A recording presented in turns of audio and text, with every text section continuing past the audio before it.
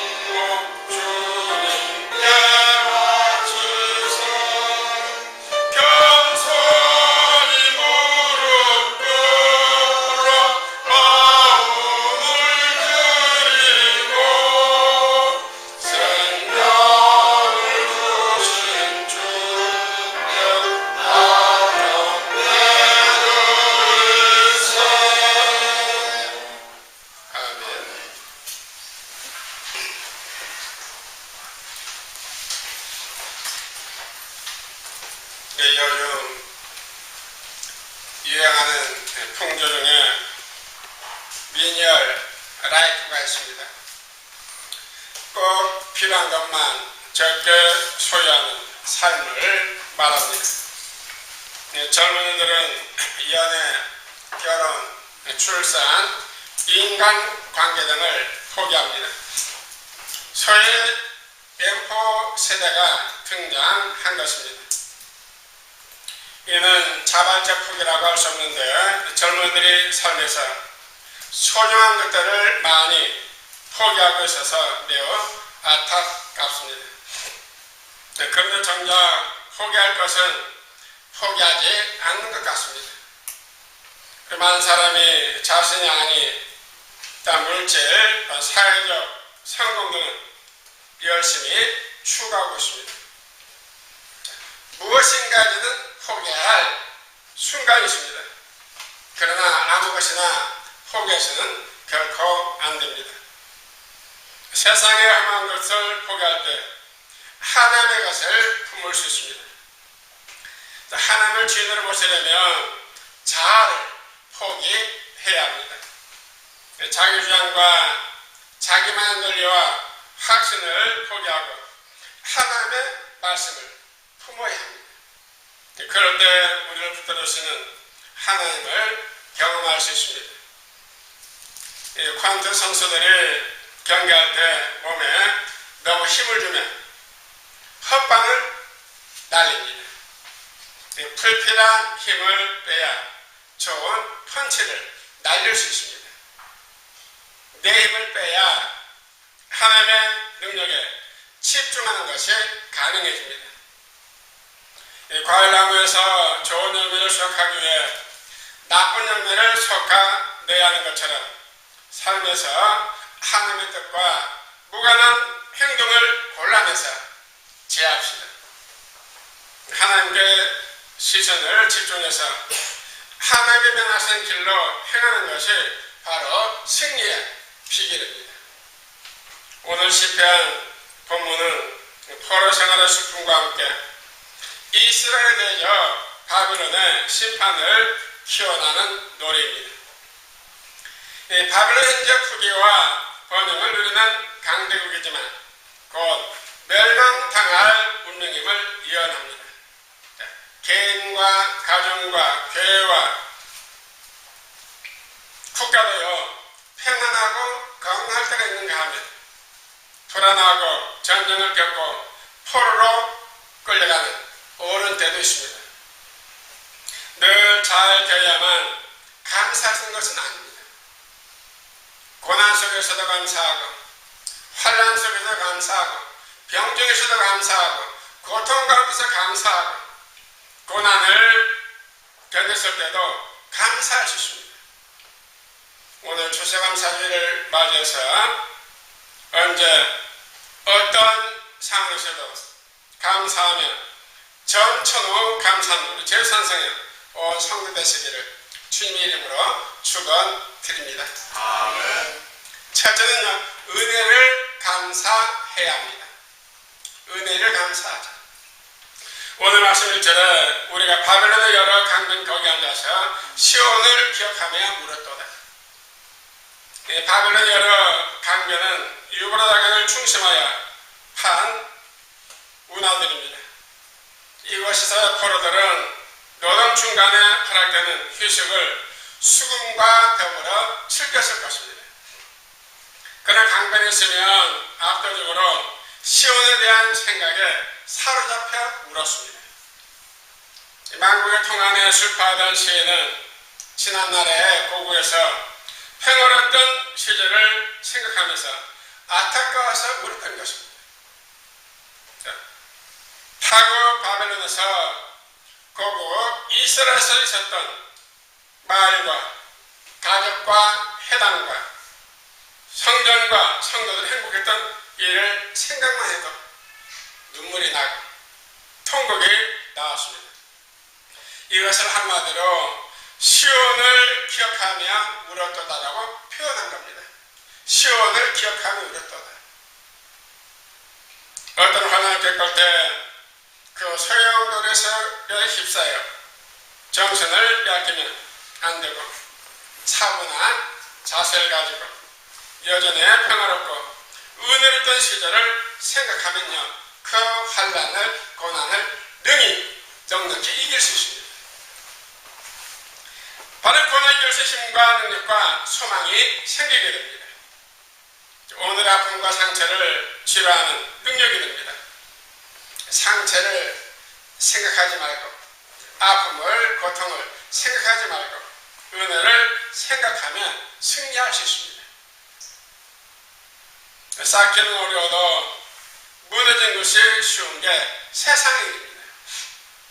자신이 잘못이든 타의에 의해서든 노력해서 쌓은 일이 헛된 것이 된다면 여간 실망스럽지 않을 겁니다.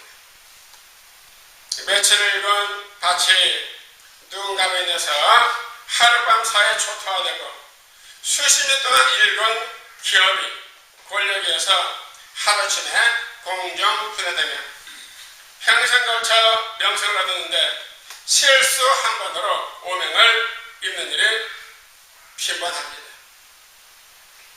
그런 눈에 빠진 듯 실망스럽더라도 언제까지 낙담하고만 있을 수는 없습니다. 처음으로 돌아가서 다시 시작해야 합니다. 연약하기에 사람이 어쩔 수 없이 저지르는 실수들이 있습니다. 금식하고 회개하며 말씀을 듣고 감사하다가도 하나님을 잊어버린 존재가 바로 우리입니다. 그러나 무너진 자리에서 다시 하나님을 부러워해야 합니다. 하나님의 은혜와 하나님의 사랑의 깊이를 아는 것은 매우 좋은 일입니다. 거기에 그치지 않고 그 이상으로 하나님의 진리를 알고 두려워할 때 우리는 하나님을 경홀히 여기지 아니하고 신앙적으로 균형 있게 성장, 잘할 수 있습니다. 실망스러운 상황 가운데 있습니까? 절망적인 상황 가운데 있습니까? 지금 나 자신을 돌아보고 버려야 할 것을 버릴 때입니다. 우리의 연약함을, 나의 약함을 하나님께 맡기시고 하나님의 손으로 우리를 친히 인도해 가시길 기도합시다. 하나님을 경외함으로 하나님의 사랑과 하나님의 은혜를 제대로 체험할 때 우리는 다시 시작할 힘, 시작할 능력을 얻게 될 것입니다. 원망과 상처는 버리고 은혜를 기억합시다. 부모님의 은혜와 교회와 성도들의 은혜와 일생 동안 베풀어 주신 하나님의 은혜를 꼭 기억합시다. 그럴 때 감사와 능력이 솟아납니다. 은혜를 기억하면 찬송이 나오고요, 기쁨이 충만해집니다. 원망에 쓴 뿌리를 이제 뽑아내야만 합니다. 예수를 3번이나 부인하고 저주하고 맹세했던 베드로를 향하여 주님은 네가 나를 사랑하느냐라고 물으시고 내 양을 먹이라 사명을 주셨습니다. 관계가 다시 회복되었고 상처가 치유되었습니다. 환난 때는 이연의 평가가 얼마나 가치 있는 것인가를 확인하게 되고 미움과 갈등과 상처가 회복됩니다.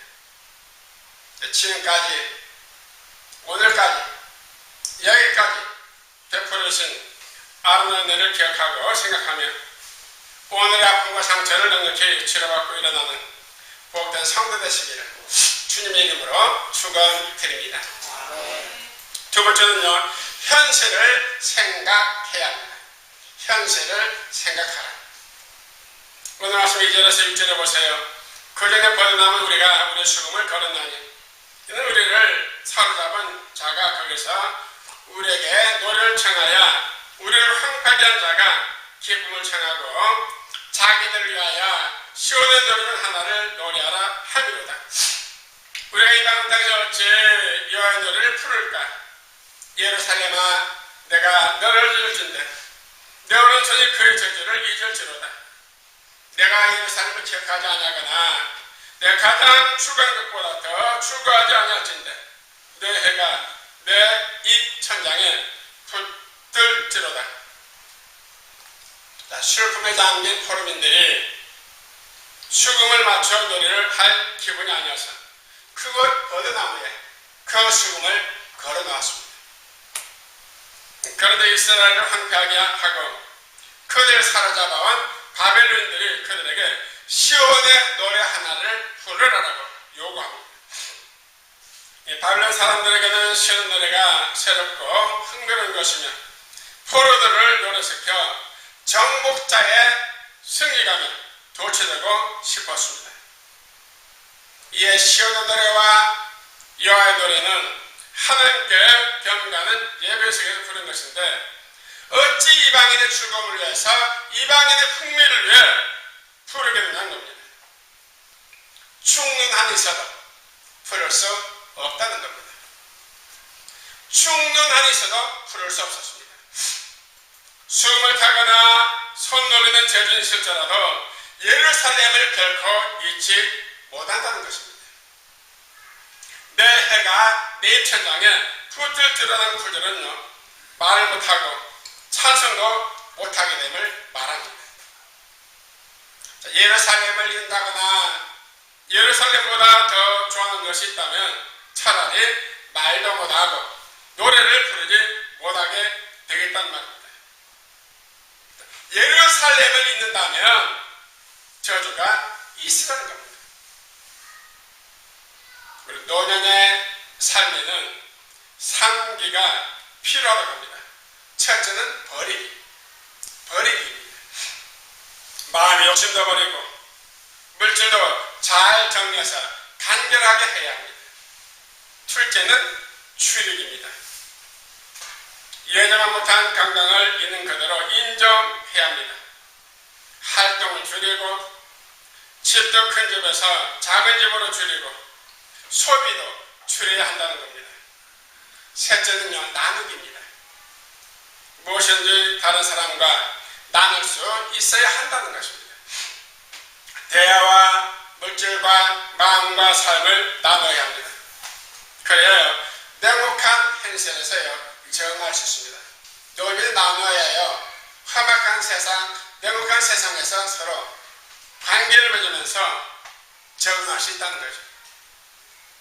버리기, 줄이기, 나누기, 이 세 가지가 노년의 삶에 꼭 필요한 겁니다. 이스라엘 현지에서는 포로이고 고통입니다. 아무리 부정해도 사실입니다. 현실은요, 냉혹하고 무섭습니다. 배후에는 사탄이 역사하고 있습니다. 처절한 현실을 극복하는 방법은 하나님의 뜻대로 사는 것입니다. 사탄의 장단에 맞추어 수금을 연주하며 노래하는 영육을 잃어버린 백성에 대해서는 결코 안 됩니다. 비록 현실이 어렵고 고통스러워도 지금 그리고 여기 Now and here, 지금 바로 여기 계셔서 역사하시는 하나님을 보고 의지하고 기도해야 합니다. 하나님은 지금 그리고 여기에서 역사하시고 우리와 영원토록 함께 하십니다. 현실을 도피하거나 무릎 꿇지 말고 하나님을 바라보고 믿고 충성하며 현실을 극복하는 은혜가 우리 모두에게 충만하시기를 주님의 이름으로 축원드립니다. 아멘. 마지막 세 번째는요, 희망을 생각해야 합니다. 희망을 생각하라. 오늘 말씀 7절에서 마지막 9절에 보게 되면 여호와여 예루살렘에 멸망하던 나를 기억하시고 에돔 자손을 치소서. 그들의 말이 헐어버리라 그 기초까지 헐어버리라 하였나이다. 멸망할 땅 바빌론아, 내가 우리에게 하는 대로 내가 갚는 자가 복이 있으리로다. 내 어린 것들을 바위에 메어친 자는 복이 있으리로다. 예루살렘이 함락되던 날에 바빌론 연합군에 가담한 에돔인 선대서서 예루살렘이 철저한 파괴를 주한 것을 가리킵니다. 이스라엘에 대한 에돔의 적개심은 각별했습니다. 멸망할 딸 바벨론아, 바벨론의 국가와 그 도시를 가리킵니다. 바벨론이 이스라엘에 행한 잔인한 행위대로 그들은 멸망시킨 나라가 복이 있다고 하는 겁니다. 과연 바벨론 BC 538년에 메데 바사의 고르스 이에서요, 바벨론이 멸망을 합니다. 멸망했습니다. 어린 것들을 발에 맺힌 자는 고대 전쟁에서 가장 가혹한 복수의 방법이었습니다. 이와 같이 바빌론에게 가혹한 복수를 해주는 자가 복이 있다는 겁니다. 사랑 그 자체지만 아울러 철저하게 공유하신 하나님께서 이제 이스라엘의 원수들을 철저히 심판하실 겁니다. 바벨론이 당시 하나님의 도구로 사용됐지만 그들의 자녀들은 하나님의 심판을 피할 수 없었습니다. 여러분 잘 아는 마틴 루터가 종교교육의 기치를 내걸 당시에 그는 그치만 투론을 끌 수밖에 없었습니다. 그가 맞서야 할 상대는요, 한 사람 힘으로는 감당할 수 없는 절대 권력이 있었기 때문입니다.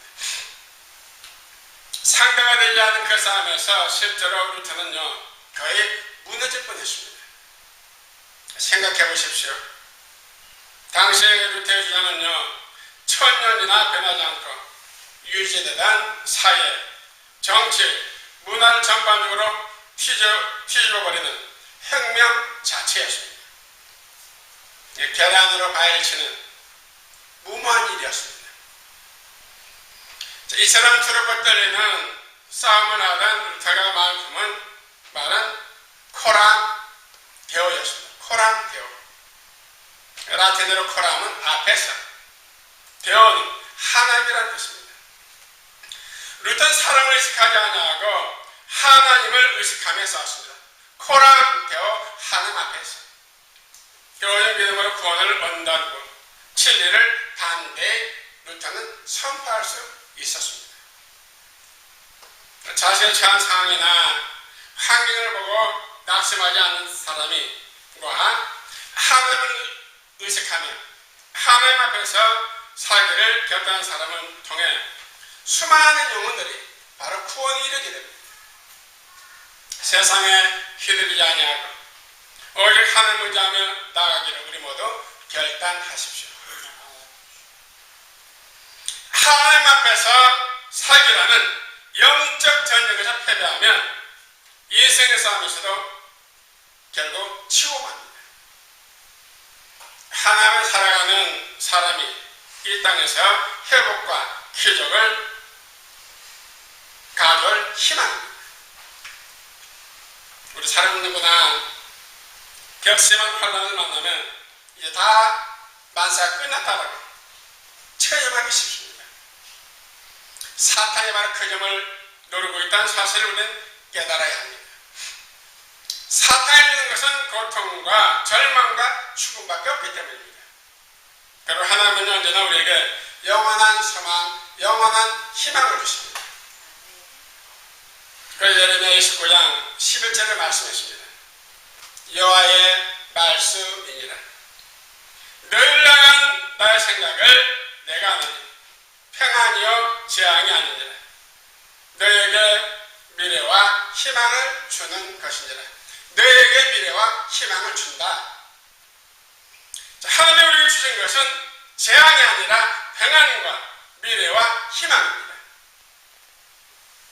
우리 인간은 아무리 어려운 문제도 하나님은 그 해답을 넘어 명답을, 분명한 대답을 가지고 계십니다. 이스라엘 백성이 70년 동안이나 바벨론 포로 생활하는 곤욕을 겪었지만 결국 하나님은 그들에게 자유와 희망을 주셨습니다. 그리고 성도와 교회는 언제나 희망입니다. 세상의 유일한 소망은 오직 교회입니다. 주님이십니다. 여러분 성도만이, 교회만이 세상의 소망인 줄 믿으시길 바랍니다. 아멘. 여러분들 세상의 희망이기를 소원합니다. 희망을 생각하면서 감사해서 눈물 흘리는 우리 제산성은 온 성도 되시기를 주님의 이름으로 축원드립니다. 아멘.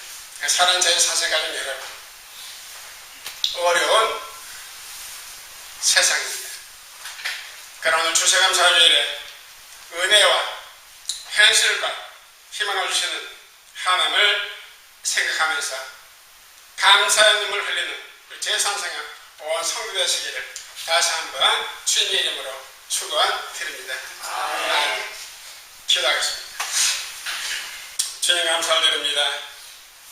오늘 추수감사절을 맞이하여 우리 모두 지금까지 베풀으신 아름다운 은혜를 기억하고 생각하며 오늘의 아픔과 상처를 넉넉히 치료받고 일어나는 복된 성도 되게 하시고 현실에서도 피하거나 무릎 꿇지 말고 하늘을 바라보고 믿고 충성하며 현실을 극복하는 은혜가 충만케 하여 주옵소서. 우리 성도와 교회는 언제나 세상의 희망이기에 희망을 생각하면서 감사해서 눈물 흘리는 성도 되게 하시고 괴로운 세상이지만 우리 모두 은혜와 현실과 희망을 주시는 오직 하나님을 생각하면서 감사함을 할 줄 아는 제3생의 성도가 되게 하옵소서. 감사드리며 예수님 이름으로 기도드립니다. 아멘.